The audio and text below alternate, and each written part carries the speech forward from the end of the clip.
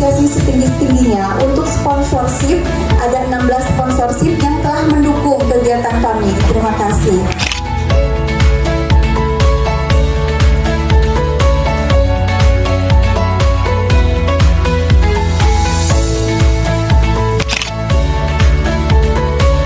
Anak saya sekarang dari alumni ini udah sukses. Dia sekarang kerja di pertambangan di Manado. Alhamdulillah. Ini berkat dari alumni sekolah di sini.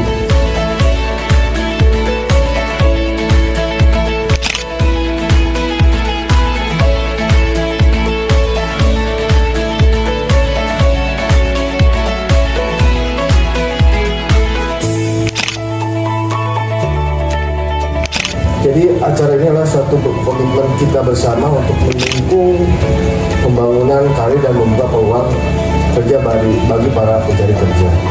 Kami sangat senang dapat menghadirkan berbagai perusahaan terbuka dari berbagai sektor yang siap memberikan kesempatan yang terbaik kepada Anda semua. Mari kita bersama-sama menjadikan acara ini sebagai langkah awal menuju kesuksesan yang lebih besar. Dengan mengucap Bismillahirrahmanirrahim, acara Job Fair Persaja tahun 2024 secara resmi saya buka.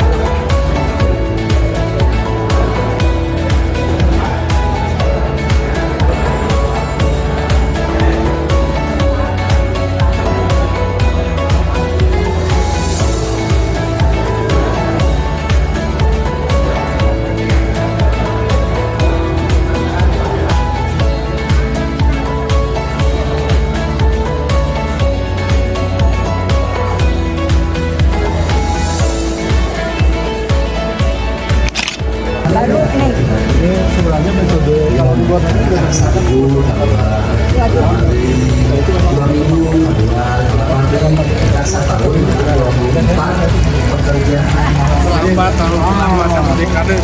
pengalaman minimal 1 tahun berjalan dan dapat surat pakai bisa digunakan kurang lebih sampai 2 bulan. Misalnya satu kali panen surat keterangan kamu pernah bekerja di perusahaan itu sebagai bekal bahwa ketika melamar lagi ke perusahaan yang lain itu adalah sebagai pendukung dari anak ini.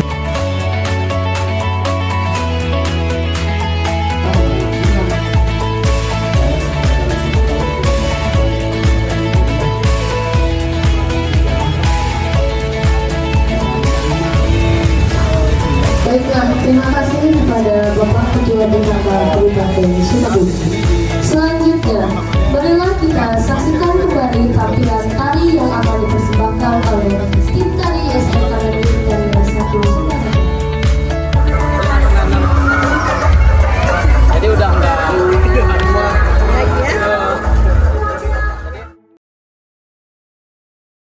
What if we rewrite the stars? Say you were made to be mine. Nothing could keep us apart. You be the one I was meant to find. It's up to you and it's up to me. No one can say what we get to be. So why don't we rewrite the stars? Or maybe the world could be ours.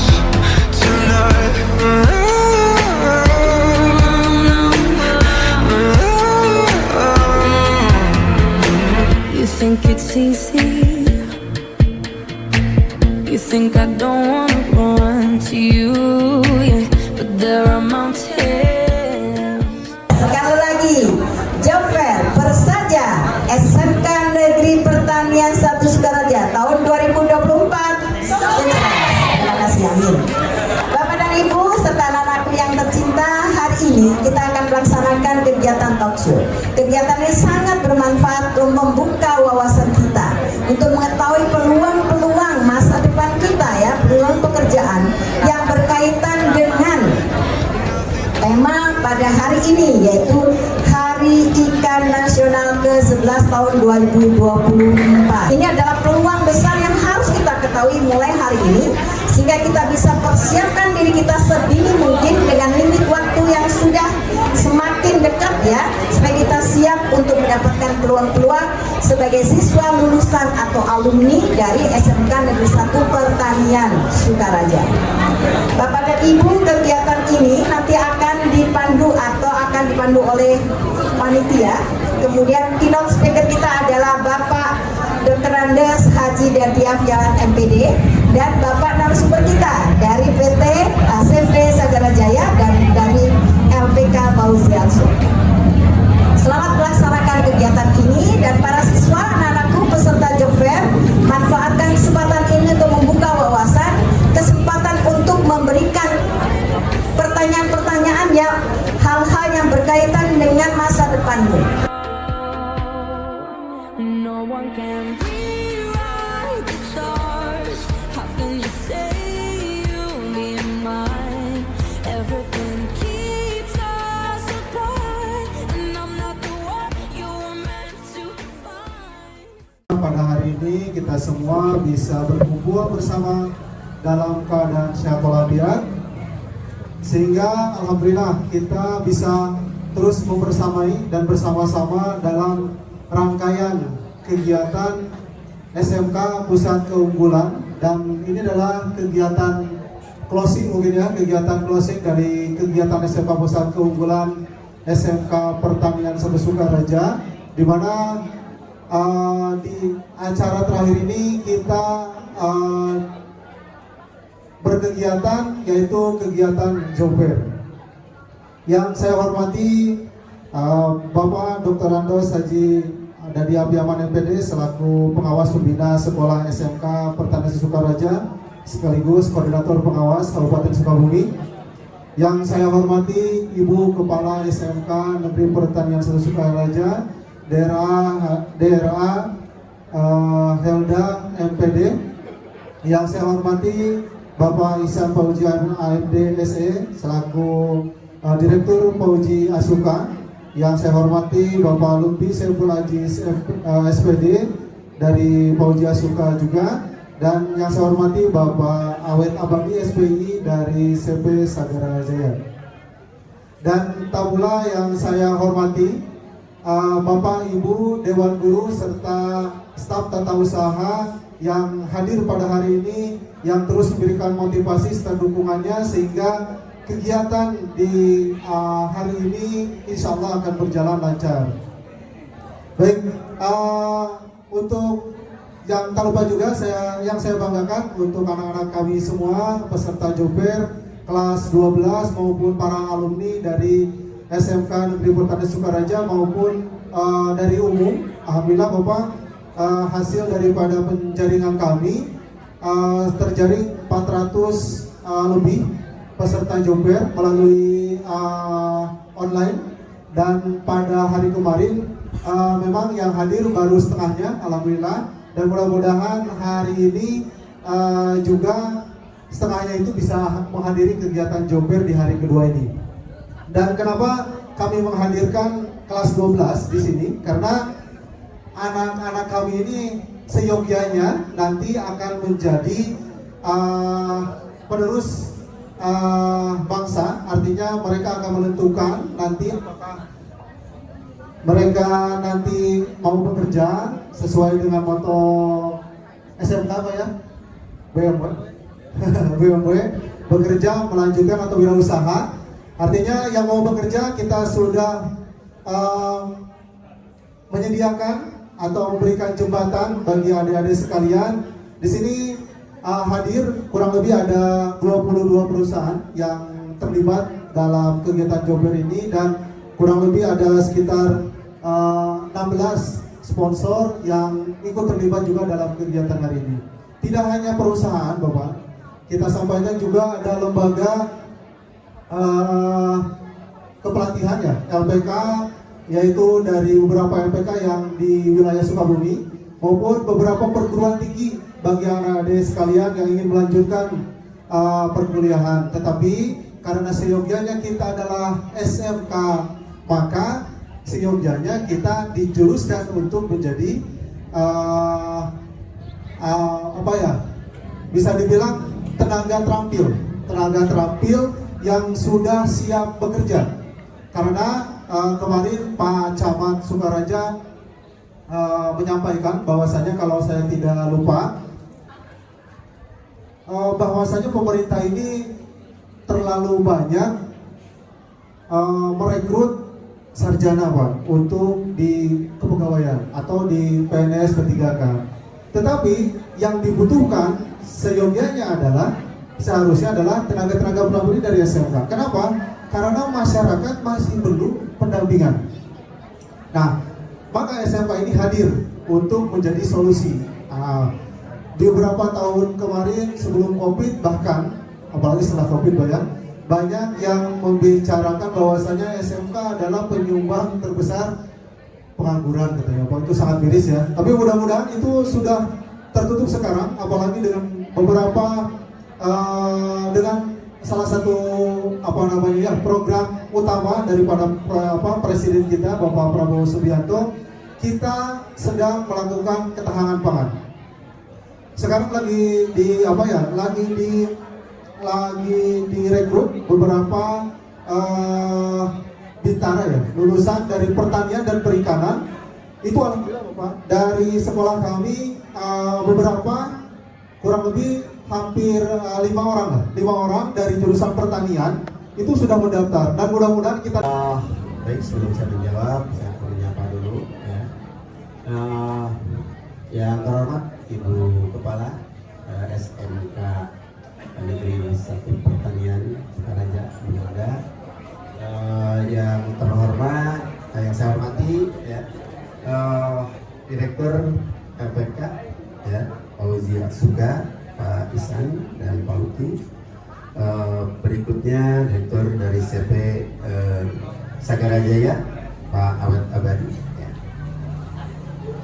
Hadirin yang saya menjembatkan ya.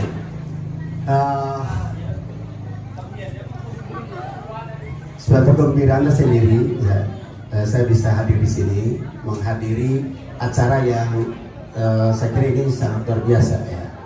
Jadi dan memang perlu ini diadakan di sekolah, terutama SMK ya, karena SMK ini ya bukan hanya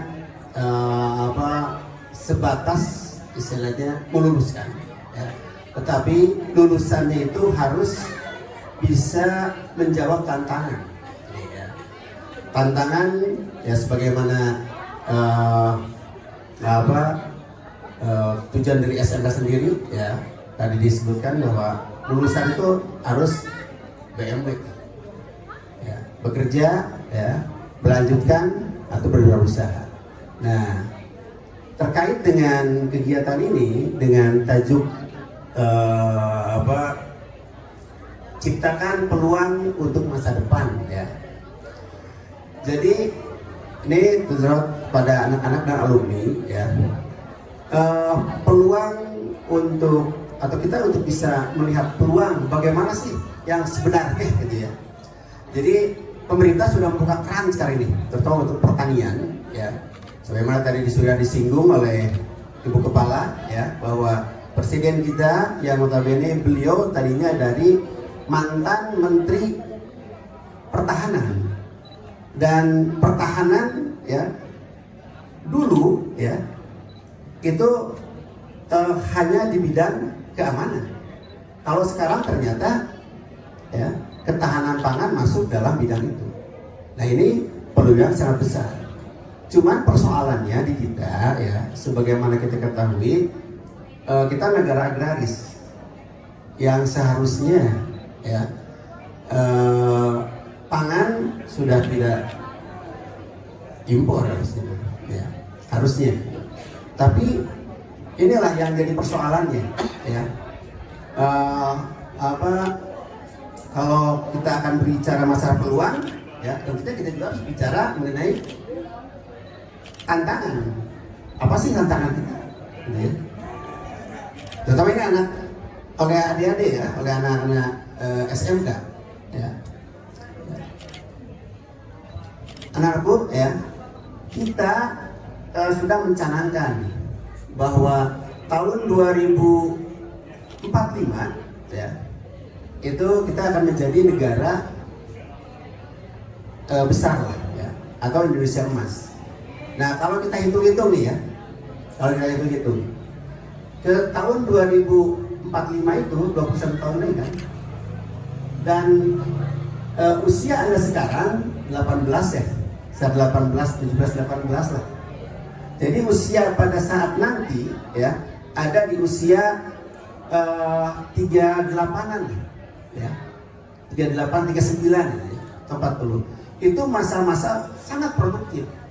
Nah jadi kalau tidak dipersiapkan sekarang, itu kita akan jadi apa istilahnya, negara yang populasinya banyak tapi tidak berdaya. Makanya pemerintah sekarang ya sedang ya mempush lah, ya menggenjot ya supaya generasi muda terutama di bidang vokasi itu bisa mengambil peran gitu. Ya. Selanjutnya ya yang perlu Anda ketahui ya, ini bahwa Anda kan sekarang masuk generasi milenial ya.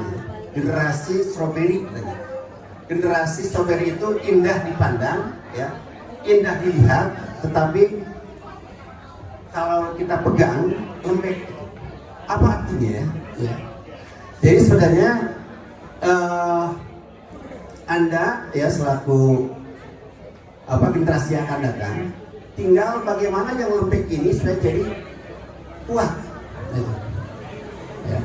Jadi kalahnya kita di dunia atau bersaing dengan negara-negara lain, ya negara berkembang yang lain, karena kalahnya mentalis dari segi impor bahan pangan, ya itu dari negara-negara lain. Sementara ya ada wacana bahwa udah sekalian petani itu dari negara lain. Begitu pernah dengar itu. Nah ini jangan cuma terjadi ya. Karena apa? Kalau terjadi, mau kemana kita? Ya. Maka dari itu, ya pada kesempatan ini kebetulan dihadirkan praktisi, ya, yang untuk mempersiapkan generasi muda yang siap untuk di lapangan, ya. Maka cermati itu, ya, cermati. Jadi jangan sampai apa yang mereka sampaikan, ya, atau beliau yang disampaikan melewati itu saja. Karena seluruh kegiatan itu ada harus dapat Anda 3 poin. Ya. Pertama, kalau dalam bahasa itu enlightenment. Anda harus menjadi kaya. Ya. Kaya apa? Kaya pengetahuan, kaya ilmu. Ya. Itu. Terus yang kedua, ya, enlightenment. Anda harus ada pencerahan. Nah, mudah-mudahan dengan adanya acara ini, ya, Anda tercerahkan gitu. Yang tadinya Anda itu karena bidang pertanian merasa dalam tanda petik ya kurang pede, menjadi pede. Ya. Karena ada pencerahan. Dan yang ketiga itu harus kalau dalam bahasa aslinya itu empowering. Jadi harus bisa memberdayakan diri gitu ya. Jadi harus berdaya. Gitu. Itu mungkin ya bagi adik-adik atau anak-anak yang sekarang ikut jober baik yang alumni maupun yang kelas 12. Baik, Pak. Ini Pak, sebenarnya Pak bagaimana Pak untuk menurut Bapak, kurikulum yang ada di sekolah saat ini apakah mendukung dalam pengembangan keterampilan di bidang vokasi atau tidak Pak? Ya, baik ya. Kalau mengenai kurikulum kan sebetulnya sudah ada sinkronisasi ya antara kurikulum yang di sekolah dengan yang ya. Nah jadi saya kira untuk kurikulum ini sudah tidak jadi persoalan sebetulnya ya. Cuman yang perlu itu mungkin perbuatannya saja gitu ya. Berarti kita sebenarnya tidak dipengaruhi oleh nama kurikulumnya lah. Ibaratnya kalau kemarin ada kurikulum Merdeka, lalu sekarang Mas Menteri diganti oleh Bapak Abdul Muti terus menjadi kurikulum learning katanya Pak ya. Nah itu berarti sebenarnya kurikulum apapun itu dengan konsep kita ini TCP3 Pak ya. Nah kurikulum TCP3 itu sebenarnya mencakup ke seluruh bagian mungkin Pak ya. Iya. Kira-kiranya gitu. Jadi kan kalau tadi ya ada istilah kan pergantian menteri, ada pergantian kurikulum. Sebetulnya untuk SMK ya itu tidak berpengaruh besar sebetulnya. Sebab SMK itu berdasarkan kurikulum sudah dalam kontrak. Berarti sudah dalam jalurnya Pak ya. Artinya kalau SMK itu lebih kepada penyempurnaan mungkin ya. Artinya kalau sekarang kan SMK itu lebih digabungkan itu TEFA, TCP3 dan itu memang pada jalurnya, pada tracknya itu memang sudah sesuai mungkin ya dengan kebutuhan industri Pak ya. Betul. Jadi ya contoh aja lah ya di sini pertanian gitu ya, pengolahan hasil pertanian, terus juga perikanan. Saya kan sudah ada pasangan intinya gitu ya. Jadi kalau masalah itu saya kira tidak jadi masalah. Ya. Jadi diibaratkan memang sekolah vokasi merupakan sekolah yang tepat lah bagi pilihan bagi adik-adik semua untuk dapat keberlanjutan pendidikan sehingga memang nantinya ketika mereka sudah keluar mereka sudah menjadi tenaga terampil dan profesional begitu Pak. Iya. Baik, terima kasih Bapak atas beberapa arahannya tentang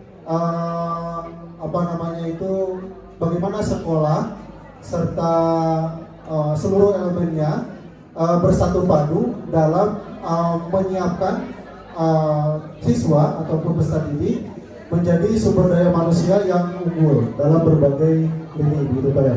Artinya memang perubahan kurikulum tidak berdampak sangat besar dalam nantinya peserta didik ini untuk menentukan mau kemana mereka gitu. Namun di sini kita dihadapkan bahwa peluang kerja itu tidak hanya kalau orang Sunda bilang terbantu burung pemimpinnya. Ibaratnya boleh kalian silakan mumpung masih muda silakan langkahkan kaki lebih dari yang lain. Kalau yang lain 1 langkah kalian bisa 5 langkah mungkin ke depan untuk bisa menggapai cita kalian. Terutama mungkin mohon maaf bisa digambarkan kira-kira peluang besar apa yang tentunya ada di luar negeri mungkin Pak ya. Mohon maaf.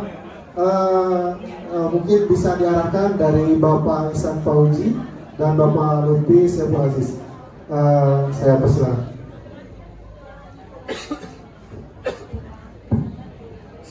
Assalamualaikum warahmatullahi wabarakatuh.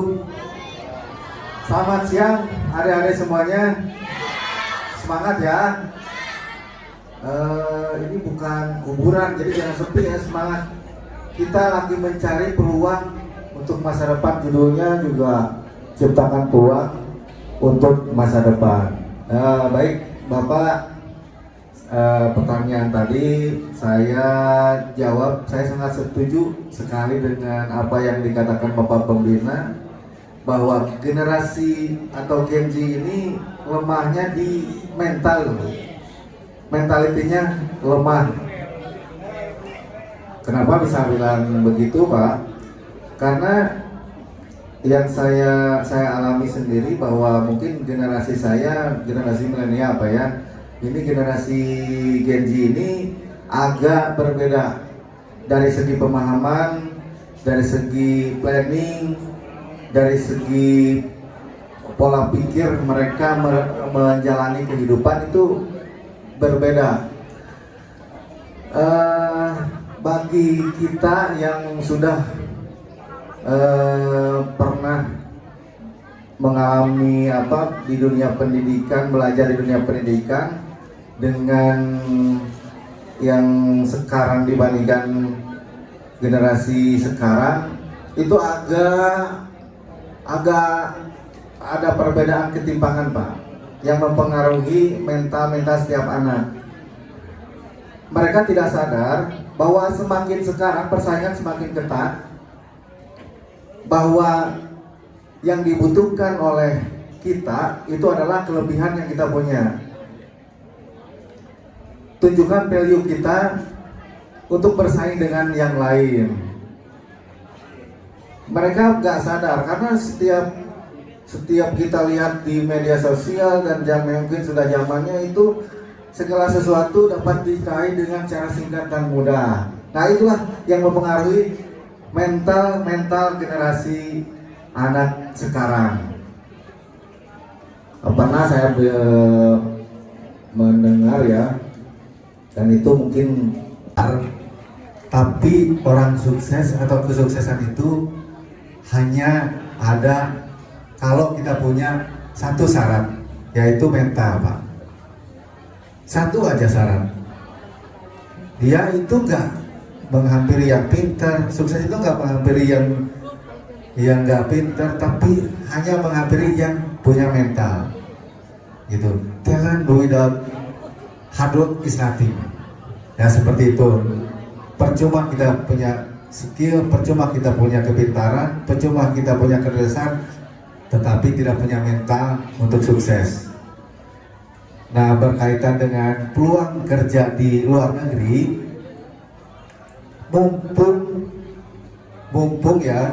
mumpung sekarang pemerintah kita memfasilitasi tenaga kerja Indonesia untuk kerja di luar negeri, terutama khususnya di bidang saya yaitu Korea dan Jepang, masih terbuka lebar sekali. Ya, bagi yang punya niat untuk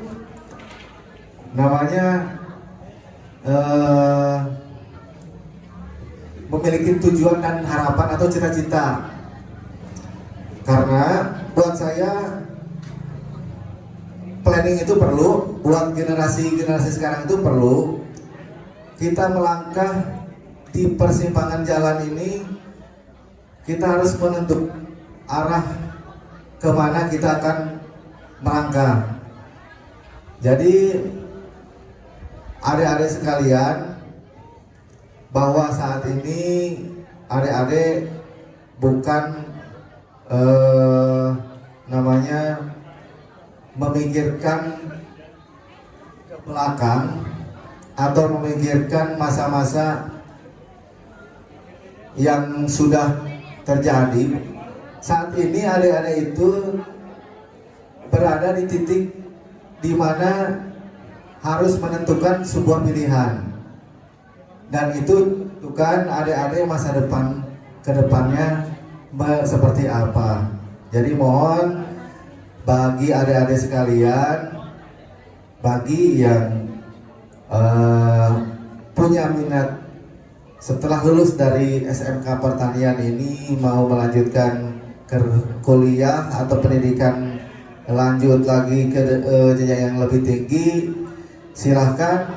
Bagi yang ingin berwirausaha silahkan, atau bahkan mau kerja ke luar negeri, silakan. Kita akan memfasilitasi untuk kerja ke luar negeri, khususnya ke Jepang dan Korea. Begitu Pak. Nah berarti masih semangat ini kemana ini?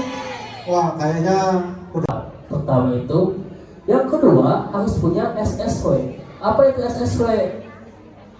Ialah sertifikat skill kerja. Nah, lalu bagaimana dengan orang yang lulusan pertanian? Ini akan berpengaruh ketika wawancara dengan perusahaan Jepang. Ketika perusahaan Jepang melihat, oh anak ini di bidang perikanan, oh anak ini di bidang pengolah makanan atau pertanian, maka apa yang terjadi? Perusahaan Jepang pasti mengambil itu, dan itu di Jepang akan dimuliakan. Saya gawe na di ditu kumaha nah macul henteu nilai macul. Nah itu Pak benar. Ini saya jadi ingat 5 bulan saya kerja sampingan di BUR. Karena kan di sana kalau jadi imam yang ada hadir itu kan malam doang, pagi ngopi. Itu kan bingung. Jadi saya kerja sampingannya apa? Bertani Pak. Berarti digajinya ngopi Pak ya? Iya itu. Digaji ngopi berarti. Luar biasa. Jadi kerja di Jepang pertanian itu beda dengan di Indonesia. Apanya? Waktunya. Ahli gawe pertanian mah kujam, tapi kumaha kos waktu sholat. Nah waktu sholat kumaha matahari kan? Subuh iraha, kumaha matahari, lor iraha. Tah gawe di Jepang oge pertanian sama kumaha waktu bulan jeung matahari. Lamun we musim panas, gawe na jam berapa? Tengah opat subuh. Nah saya kudu jam tengah opat. Heula atuh subuh jam 3. Subuh jam 3, tengah opat, jam 4 keluar matahari. Dinya waktu naon? Salat duha, manis ka sawah gitu. Tah jam 4, jam tengah 4 sampai jam berapa gawena? Nyampe ke jam tengah 7 atau tengah 8. Perkenalkan dulu Teh. Perkenalkan, nama saya Dinda Fidatul Majid dari kelas 12 ATPH. Untuk 10 jenis ikan untuk konsumsi itu ada ikan nila, ikan mujair, ikan mas, terus ikan kembung, ikan bandeng, ikan salmon.